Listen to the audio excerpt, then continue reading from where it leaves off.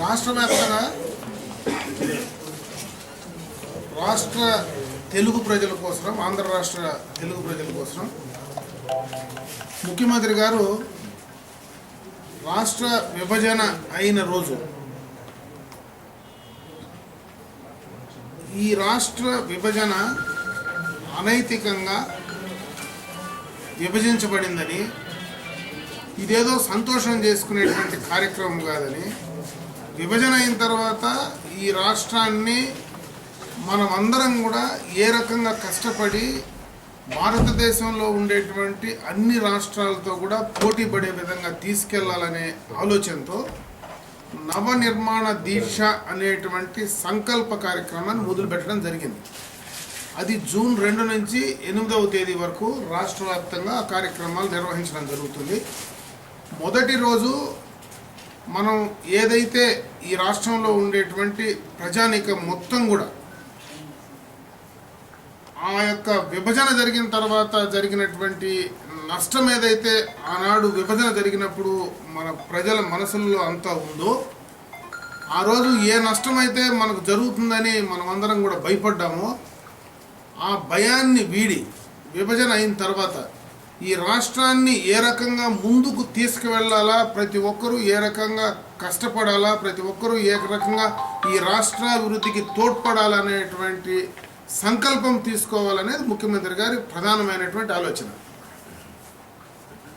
ఆలోచనతో ఈ 8వ తేదీ వరకు జరిగేటువంటి కార్యక్రమాల ద్వారా విభజన అయినప్పుడు ఏ రకంగా మనకు అన్యాయం జరిగింది, గతంలో ఏ రకంగా ఈ ఆంధ్ర రాష్ట్ర ప్రజలు, ప్రత్యేకంగా ఈ రాయలసీమ ప్రాంతంలో ఉండేటువంటి మనమందరం కూడా నష్టపోయినటువంటి సందర్భాన్ని ఒకసారి గుర్తు చేసుకుంటూ, ఉమ్మడి మద్రాసు రాష్ట్రం నుంచి కర్నూలుకు రావడం, కర్నూలు నుంచి హైదరాబాద్కు వెళ్ళడం, హైదరాబాద్ నుంచి విజయవాడకు అమరావతికి రావడం, అంటే ఈ యొక్క పరిణామాలన్నీ ఒకసారి ఆలోచించుకొని ఆనాడు మన కష్టాల ఫలితాలన్నీ కూడా ఎక్కడికక్కడ కొన్ని రాష్ట్రాలకు, కొన్ని ప్రధాన నగరాలకు పరిమితమయ్యి మన ఆస్తులన్నీ అక్కడ ఉన్నా ఈరోజు అప్పులతో మనం ఏ రకంగా బయటకు వచ్చాము, ఏ రకమైనటువంటి పరిస్థితుల్లో ఈరోజు మనం ఉన్నాము అని తెలియజెప్పడమే ఈ యొక్క కార్యక్రమం మొదటి రోజు ఒక ఉద్దేశం.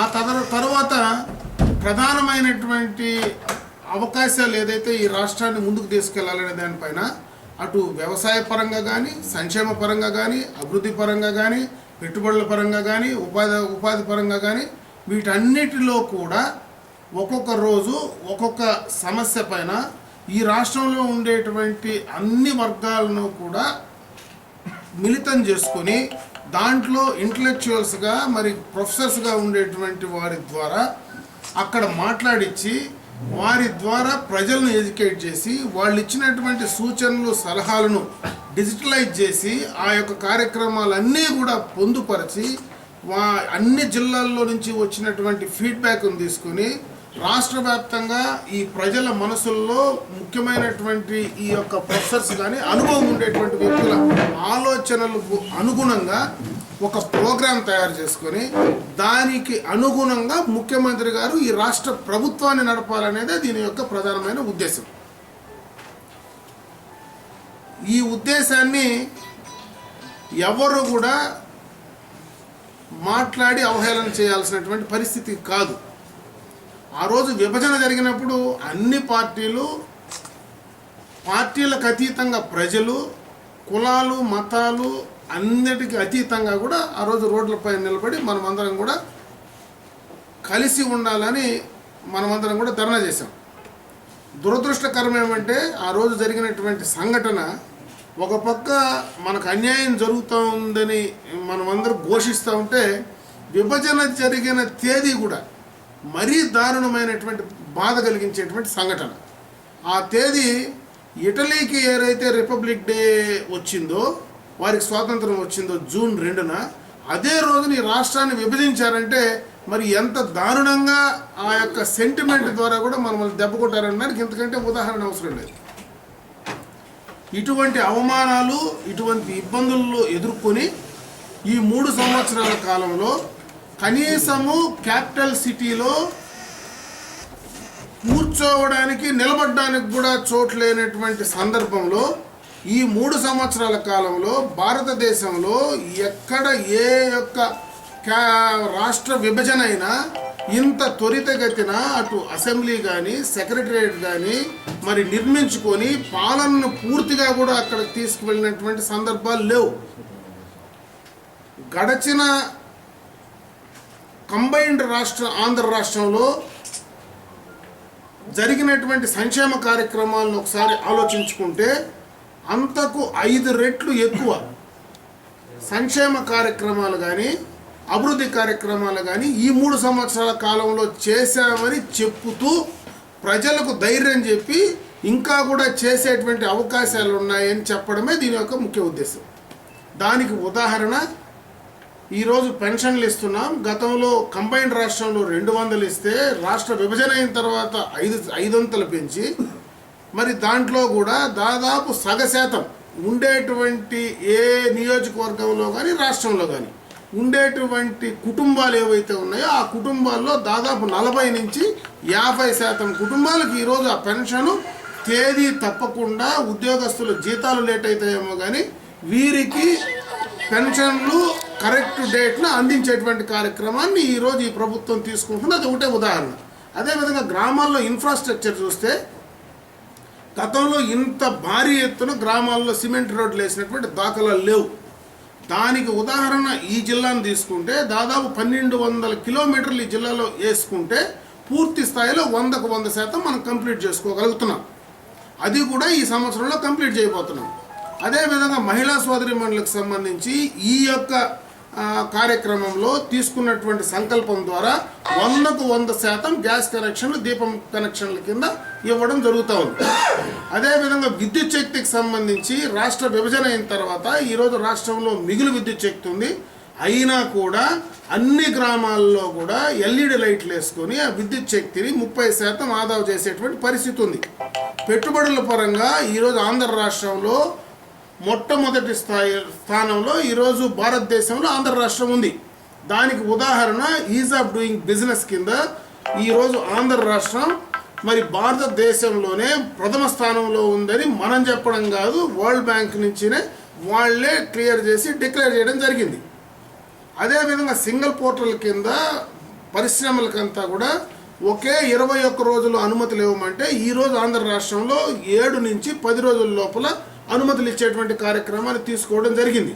అదేవిధంగా పెట్టుబడుల పరంగా గతంలో ఎప్పుడు లేనది విధంగా ఈరోజు ప్రపంచ దేశంలోనే అతిపెద్ద ఆటోమొబైల్ కంపెనీలన్నీ కూడా భారతదేశం పక్క చూసిన ఆంధ్ర రాష్ట్రంలో అన్ని రాష్ట్రాలు పోటీ పడిన ఆంధ్ర రాష్ట్రంలోకి వచ్చేటువంటి పరిస్థితులు వచ్చాయి. ఇవన్నీ కూడా ఆంధ్ర రాష్ట్రంలో సమర్థవంతమైనటువంటి నాయకత్వం ఉంది. ఆంధ్ర రాష్ట్రంలో అన్ని రకాలైనటువంటి మౌలిక వసతులకు అనుకూలంగా ఉందని ఈరోజు ఇవన్నీ కూడా వస్తున్నాయనడానికి ఇది ఒక ఉదాహరణ. కాబట్టి రాబోయేటువంటి 2022 సంవత్సరానికి ఆంధ్ర రాష్ట్రాన్ని భారతదేశంలో 3 అభివృద్ధి చెందినటువంటి రాష్ట్రాల్లో ఒకటిగా తీసుకుపోవడమే ముఖ్యమంత్రి గారి ప్రధాన ఉద్దేశం. ఈ కార్యక్రమాన్ని సమర్థవంతంగా నిర్వహించాలంటే ప్రజలందరూ సమిష్టిగా పార్టీలకు అతీతంగా మనకు జరిగేటువంటి నష్టాన్ని పూరించుకోవడం కోసం అభివృద్ధి పరంగా కలిసి పనిచేయాలనేది ముఖ్యమంత్రి గారి ఆలోచన.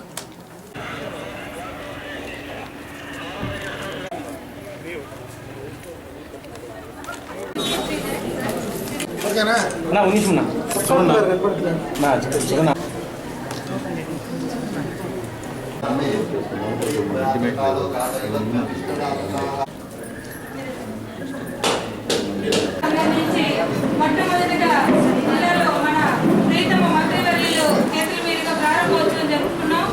సారికి మన ఈ బిల్డింగ్ ప్రారంభోత్సవానికి ఇచ్చే సారికి హృదయపూర్వకంగా స్వాగతం తెలియజేస్తున్నాం. ఈరోజు మొట్టమొదటగా మదనపల్లి పట్టణంలో 53 లక్షల రూపాయలతో మంచి భవనాన్ని ప్రభుత్వం ద్వారా ఈరోజు ఇనాగ్రేట్ చేసి మీకు అందివ్వడం జరిగింది. ఈరోజు ప్రభుత్వం కూడా ఈ యొక్క అంగన్వాడీలకు సంబంధించి చిన్నపిల్లలందరికీ కూడా మంచి పోషకాహారం ఇవ్వాలని, అదేవిధంగా వాళ్ళు చిన్నపిల్లలప్పుడే గర్భవతుల నుంచి కూడా చిన్నపిల్లలప్పుడే వాళ్ళ మంచి ఆహారం ఇస్తే బాగా వాళ్ళు జన్మించిన తర్వాత బాగా ఫిజికల్గా బాగుంటారు, అన్నీ కూడా కరెక్ట్గా ఉంటాయనే ఉద్దేశంతో ఆ స్థాయి నుంచి కూడా ప్రభుత్వం శ్రద్ధ తీసుకుంటా ఉంది. దాన్ని సక్రమంగా నిర్వర్తించడానికి మీరందరూ కూడా బాధ్యతగా తీసుకొని చేయాల్సినటువంటి అవసరం ఉంది. అదే కాకుండా ఇటు అంగన్వాడీ వర్కర్కి సంబంధించి ఇదే కార్యక్రమాలు కాకుండా ప్రభుత్వం ద్వారా మీరు చాలా కార్యక్రమాలు ఈరోజు మీరందరూ కూడా నిర్వహిస్తూ ఉన్నారు. ఎందుకంటే గ్రామాల్లో నాకు తెలిసిన తర్వాత ఒక దీనికే సంబంధం కాకుండా ప్రభుత్వ కార్యక్రమాల్లో అన్నిట్లో కూడా మీరు పాల్పంచుకుంటూ ఉన్నారు. తప్పనిసరిగా కూడా ప్రభుత్వానికి మీ పైన కూడా, ఎందుకంటే బాగా కష్టించి పనిచేసేటువంటి వాళ్ళు ఈ యొక్క అంగన్వాడీకి సంబంధించినటువంటి వర్కర్ స్థాయిలో నుంచి ఉన్నారు కాబట్టి అదే విధమైనటువంటి పందాలో దయచేసి మీరు పనిచేసి ఈ ప్రభుత్వానికి మంచి పేరు తీసుకురావడమే కాకుండా మీరు కూడా ఈ నిర్దేశించినటువంటి కార్యక్రమం ద్వారా ప్రజలకు, చిన్నపిల్లలకు, ఆ కుటుంబాలకు సేవ చేసే దాంట్లో తప్పనిసరిగా మీ వంతు సహాయ సహకారాలు ఇవ్వాలని చెప్పి మనస్ఫూర్తిగా మిమ్మల్ని కోరుకుంటూ సెలవు తీసుకుంటాం.